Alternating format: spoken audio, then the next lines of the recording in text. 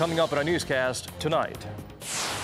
It's day 2 of Inter-Korean basketball friendlies, meaning it's the Seoul squad versus the Pyongyang players. Intriguingly, the regime's leader, a huge fan of the sport, is not present at the event. Mike Pompeo heads to Pyongyang once again. It's the first meeting with officials in the regime since the historic summit. The top diplomat will likely focus on denuclearization matters. South Korea's population situation shows no signs of improving anytime soon.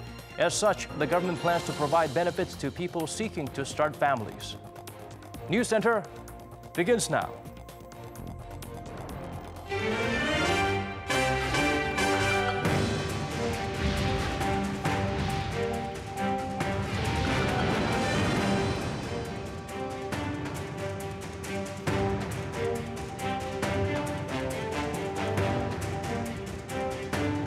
It's 8 p.m. here in Korea, live from our studio in Seoul. This is Arirang News Center. Welcome to our program.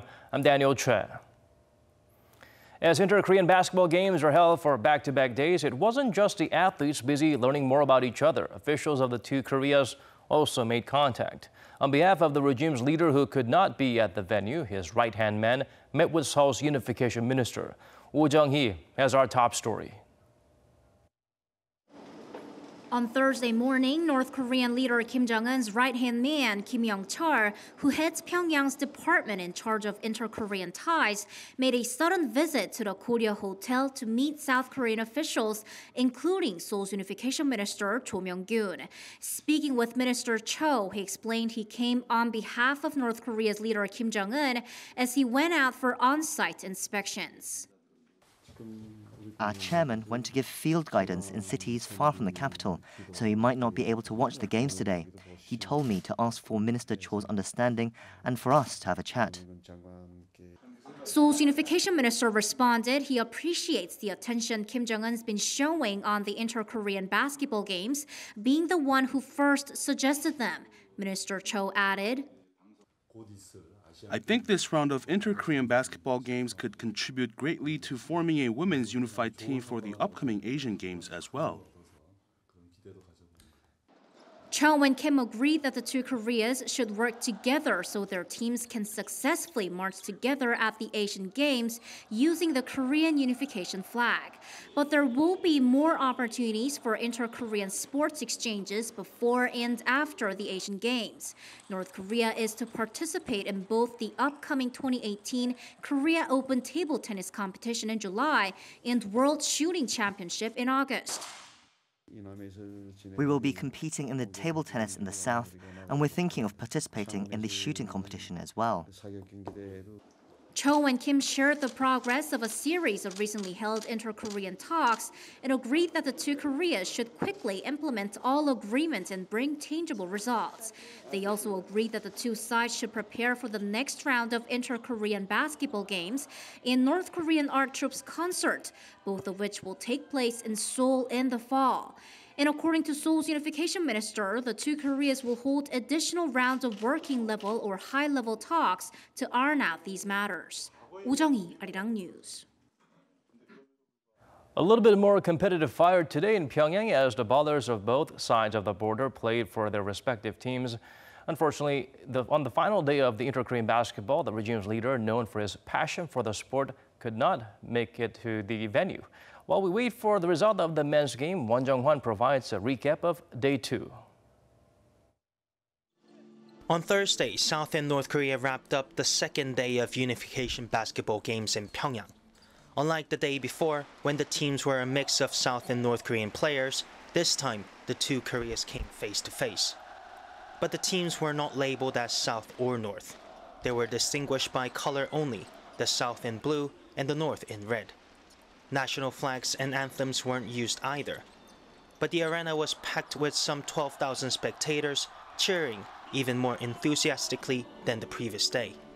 At the end of each quarter, the crowd sang a song called Our Hope, wishing for Korea's reunification, and they cheered regardless of which country or player had scored or made a good play. The North Korean crowd even chanted the names of the South Korean players when they scored. The women's game started first at 3 p.m. at the same venue as before, the Ryugyong Cheongjuyong Gymnasium. The blue, or the South, won 81-74 against the Reds, but both teams receive a standing ovation. Afterwards, a South Korean player expressed her satisfaction with the win, and she couldn't hide her excitement about forming a joint team for the Asian Games in August. I think it's an honour to compete in front of a crowd like this, and I'm very happy to win here. The North Korean players' skills are impressive, and I think we'll be even better if we train together as a joint team. Despite speculation that he will come, North Korean leader Kim Jong-un, who's known for his love of basketball, couldn't attend either game because he's currently performing on-site checks of infrastructure and facilities outside of Pyongyang. But even without Kim, the game itself was once again full of harmony and reconciliation. 원정환, Arirang News. Meanwhile, Mike Pompeo begins his trip to North Korea. Washington's top diplomat will be in Pyongyang for the first time since the landmark summit in Singapore. According to our EG1, he is likely to focus on ways to ensure denuclearization with officials in the regime. U.S. Secretary of State Mike Pompeo left for his third visit to Pyongyang early Thursday morning, Washington time. He's expected to arrive in North Korea's capital on Friday local time for his first overnight stay there before heading to Japan on Saturday. During his 2 days in Pyongyang, Pompeo is expected to meet with North Korean leader Kim Jong-un and possibly with the vice chairman of the ruling Workers' Party Central Committee, Kim Yong-chol, to discuss how to implement the June 12th joint statement signed by Kim Jong-un and U.S. President Donald Trump. U.S. media have recently expressed skepticism over whether the North is sincere about giving up its nuclear program, so many are saying that Pompeo has to come back with some concrete plans.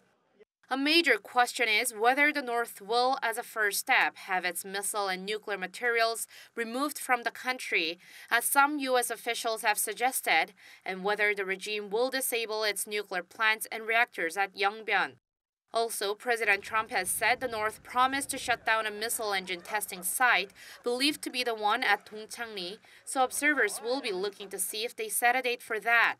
From his last visit, Pompeo brought home 3 American detainees, so there's hope that this time he'll bring back the remains of some 200 American soldiers killed in the Korean War, which the North has promised to return. There's also the question of what the U.S. will offer in exchange in terms of establishing formal diplomatic ties. As for the process of the North's denuclearization, things may have changed slightly. The State Department, in a press statement, recently introduced a new phrase, final, fully verified denuclearization. And some experts say that in this week's talks, Pompeo might put more emphasis on the verifiable part. From the mantra complete verifiable, irreversible denuclearization, the U.S. changed to FFVD. The I has disappeared, which could be due to North Korea's protest in dealing with its nuclear scientists and knowledge. The emphasis is now on verified, and that's something Pompeo had also stressed at the press briefing the day before the summit. Reuters, however, reported that this change shows that the Trump administration has softened its approach toward North Korea's denuclearization. It said the U.S., taking advice from South Korea, took a step back from its all-or-nothing posture. But we'll know soon whether or not the North will accept this new term in their second round of denuclearization talks. 이지원, Arirang News. South Korea's foreign minister will be flying to Tokyo this Sunday to meet with their American and Japanese counterparts. Kang Kyung-hwa will hold two-way talks with Pompeo to discuss his trip to Pyongyang and the future steps to achieve peace and denuclearization on the peninsula. The top diplomat will also hold trilateral talks that include her Japanese counterpart. With Taro Kono, she plans to exchange views on issues of mutual interest, including Seoul-Tokyo relations and the situation on the peninsula. There is a need to ramp up North Korea's forestation projects as evidenced by the damages done over the decades. Environmentalists highlighted that speed is of the essence. For the last of our two-part series on this issue, Cha Sang-mi delves deeper into the current state and what steps should be taken to turn things around. With so much cooperation on various fronts now, the two Koreas are looking at restoring the forests the North has lost. They've been decimated in the past few decades. We think that from 1990 on, almost 40% of the forest cover of North Korea either disappeared or degraded severely, so that we can speak now of a serious crisis of deforestation leading to soil erosion, flooding, problems with water management, and lower harvests. To tackle this pressing issue, delegations from Seoul and Pyongyang met on Wednesday to discuss the details of joint forestation projects in the north, which have been degraded by overlogging and farming. When it comes to forest degradation in general, an expert says there are many different reasons for it, and the consequences, he says, are scary. Research shows the overuse of land is the main reason. Some of the ways are intense farming, the use of large amounts of fertilizer, and forest reclamation. If this continues for a long time, nature's ability to restore the forest fails, and it becomes very difficult. When it comes to forest restoration in North Korea, the expert says first will come research and joint studies. It's necessary to define the tree species and measure the exact areas where there's damage. Based on that research, they can make plans. They will need to define zones because the restoration process differs for each region. The climate ranges from temperate to subtropical and alpine in the north. Next comes implementation. In this stage, the first step is to plant saplings, but North Korea might lack the infrastructure for this. It will require technical support and know-how from experienced South Korean government agencies and institutions. Although the scheme looks simple, experts say the North Koreans have devised a 10-year plan to grow new forests. Even school children are mobilized to go plant new trees and water plants. We think maybe just of the beauty of it, but it's much more a pressing issue. And to give you one example, and a big flooding came, a complete village disappeared. And it is related to the problem that there was not sufficient tree cover. So landslides came down and killed probably several dozens or maybe many hundred people there. So it is an issue of life and death for them. Yet when it comes to developing the Korean peninsula, the expert says finding a balance is key. A balance between making life more comfortable and preserving the habitats of plants and animals. 차상미, Arirang News.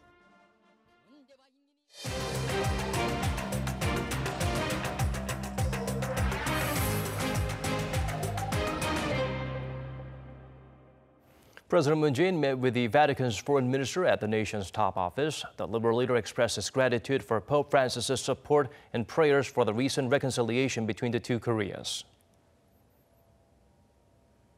이번 기회에 교황 성하님께 특별한 존경과 감사의 말씀을 드리고 싶습니다. 교황 성하님께서는 또 우리 정부의 노력에 지속적으로 격려를 보내주셨습니다. 이 남북 정상회담과 북미 정상회담의 성공에 아주 큰 힘이 되었다는 말씀을 드립니다.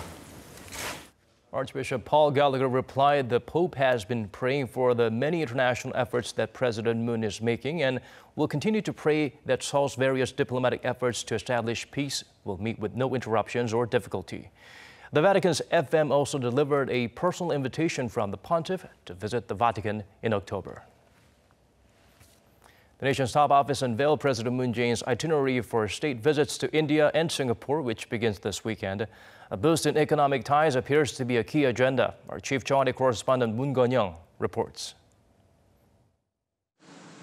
The South Korean president's back-to-back state visits to India and Singapore that begins this weekend. India, his first to the South Asian region since taking office in May 2017, and Singapore, the first state visit by a South Korean president in 15 years, will focus on further expanding the nation's export market and diversifying its diplomatic horizon. India and Singapore are nations where South Korean firms already hold considerable foothold in areas such as trade, investment, and infrastructure building. We expect this visit to serve as an opportunity to discover and drive forward specific cooperation projects that produce practical outcome which could be felt by both peoples. And that goal is highlighted throughout President Moon's itinerary in New Delhi and Singapore. Key events of the South Korean president's 4-day state visit in India are packed in 2 days, with the second day to be highlighted by a business forum of two sides and President Moon's visit to inaugurate a new Samsung smartphone unit in Noida, India. His third day in the world's fastest-growing economy will feature a bilateral summit with Indian Prime Minister Narendra Modi, a CEO roundtable, and signing of a handful of MOUs over a wide range of industries. The latter half of his 6-day South Asia tour will take President Moon to South Korea's second biggest trading partner among the ASEAN, Singapore. Dotted by events that make up a state visit that included bilateral with the Prime Minister of Singapore, Lee Hsien Loong, signing of MOUs that range from biotech to fintech, the highlight of President Moon's Singapore visit will come on the final day of his state visit. Dubbed the Singapore Lecture, President Moon will address some 400 leaders from Singapore's politics, business, government, academia, and media to explain his vision and policy for the denuclearization of the Korean Peninsula and the establishment of permanent peace, as well as his new southern policy that seeks to upgrade his country's cooperation with the ASEAN. The South Korean president's state visits to these two countries also come at a time when the geopolitical landscape of Northeast Asia is evolving on shifting dynamics of Korean Peninsula. Now, this, along with the infinite market potential of India and Singapore, is why President Moon and his team are embarking on this overseas tour with an anticipation and an outlook for the future. Moon Gon-young, Arirang News, The Blue House. The Special Ocean Business Corporation is launched, all part of President Moon Jae-in's 5-year plan to provide much-needed boost to the flagging maritime industry. Kim Yong-chol gets us better acquainted with the Korea Ocean Business Corporation. The Korea Oceans Business Corporation was officially launched on Thursday with the aim of systematically reviving the nation's ailing maritime industry. Forming the agency was proposed by the Moon Jae-in administration nearly a year ago, and it was included in a 5-year plan released in April by the Oceans Ministry to rebuild the industry by helping shipbuilders win more orders.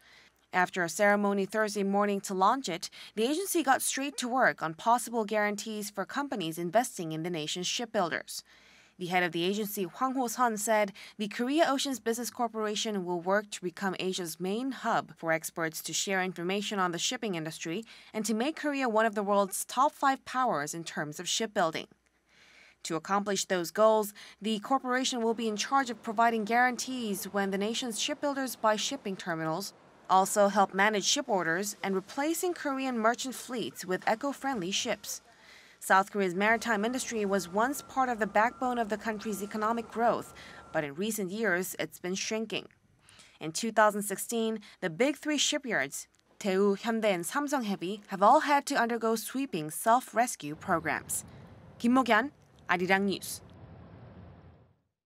Dipping birth rate has been and still is a major issue here in the nation. Numerous efforts to reverse the trend came up short. Undeterred, the government has devised a new approach. Kan Young-woo explains how it would work. With South Korea's birth rate in free fall, the government has decided to increase benefits for parents to improve their quality of life and encourage people to start families. The Presidential Committee on Aging Society and Population Policy announced on Thursday that the government will try to give parents a better work-life balance by making more of them eligible for benefits and by providing greater financial support. First and foremost, the new policies aim to make life easier for people who decide to have children. We also made sure to come up with policies that can be implemented as soon as next year. The government plans to add $800 million to next year's budget to pay for baby bonuses, medical care, parental leave, and other support. In the past, parents who didn't have employment insurance couldn't get certain benefits, but that requirement will be scrapped. If any couple has a new child, they will get about $1,300 over a 3-month period. Single parents will also get more support. Monthly financial aid for each child will go up to by 30%, and the benefits will continue until the child is 18, up from the current limit of 14. Experts say, though, that it will take some time for these measures to have an effect on the birth rate. As of right now, it would be unrealistic to expect the low birth rate problem to be solved in a short period. Issues like this require a long-term perspective. Last year, South Korea recorded its lowest ever birth rate of 1.05 births per woman, and in 2016, it had the lowest fertility rate in the OECD. The country has tried for years to reverse this trend, but to no avail. The government's proposals will now be passed to the Ministry of Strategy and Finance for approval and then to the National Assembly. Kan Young-woo, Arirang News. Thanks to strong semiconductor exports, South Korea's current account in May saw its largest surplus in 8 months, nearly $9 billion according to the central bank's latest balance of payment report, the largest surplus since last September. As for the goods account, nearly $11 billion, the highest level since last November, thanks mainly to strong exports. But the service account posted a deficit of $2 billion due to a travel account deficit. The number of Chinese visitors to the nation increased by around 46% on year. However, outbound travelers only grew by some 16%. Washington imposed duties on goods ranging from steel, aluminum to washing machines. Caught in the crossfire is South Korea. Seoul could suffer losses due to the growing trade protectionist moves. Kim Yong-chol zooms in on a report released by the nation's parliament.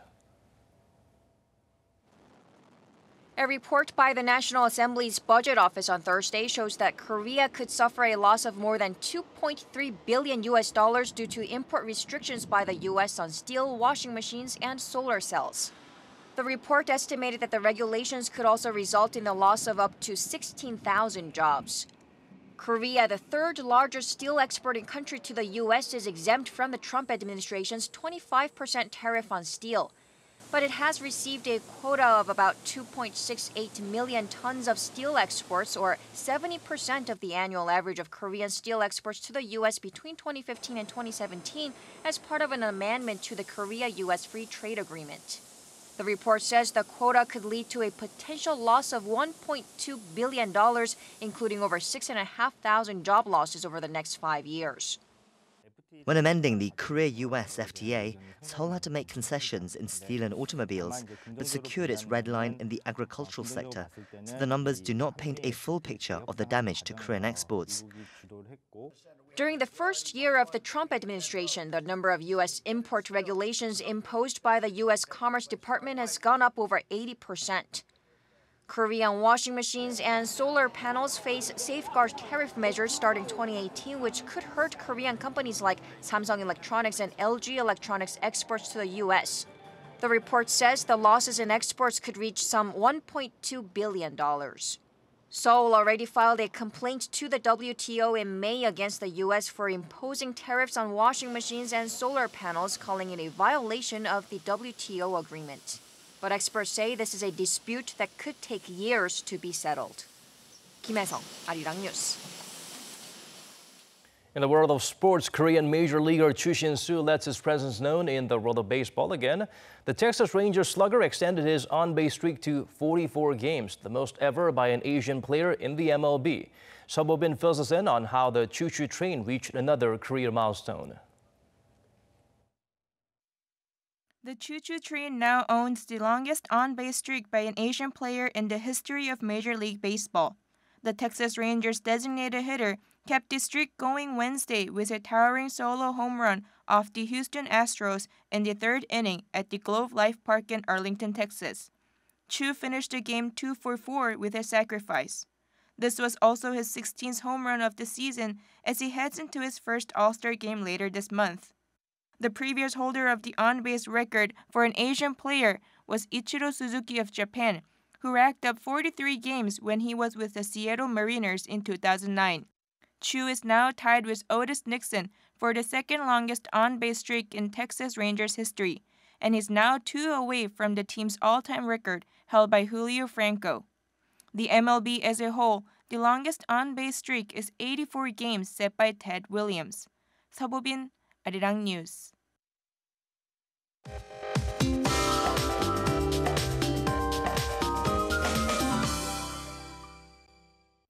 Time now to turn to Michelle Bach at the Weather Center for the updates you need. Michelle, there's constant rain in the forecast. Any hope for a drier day tomorrow? Depends on where you are. Now, tomorrow is going to be a cloudy day in most of the inland areas, whereas Jeju will be influenced by the monsoonal front, soaking up more rain tomorrow. Now, the rain clouds are developing as we speak, and so more showers tonight until tomorrow. Practically all regions can expect between 10 and 60 millimeters, and heavier in the east of Gangwon Province. Now, it looks like the showers will cool things down in the morning as well, so it will be at 21 degrees Celsius. Daegu and Gyeongju begins at 19 degrees. Now, the northeastern air currents are keeping the eastern regions cooler than the west. Seoul marking 27, Gwangju 29, and Busan at 23 degrees. The hot and humid conditions will remain in the coming days. However, Jeju will continue to get monsoon rain that's expected to spread out across the whole country on Monday. I'll leave you with the weather conditions around the world.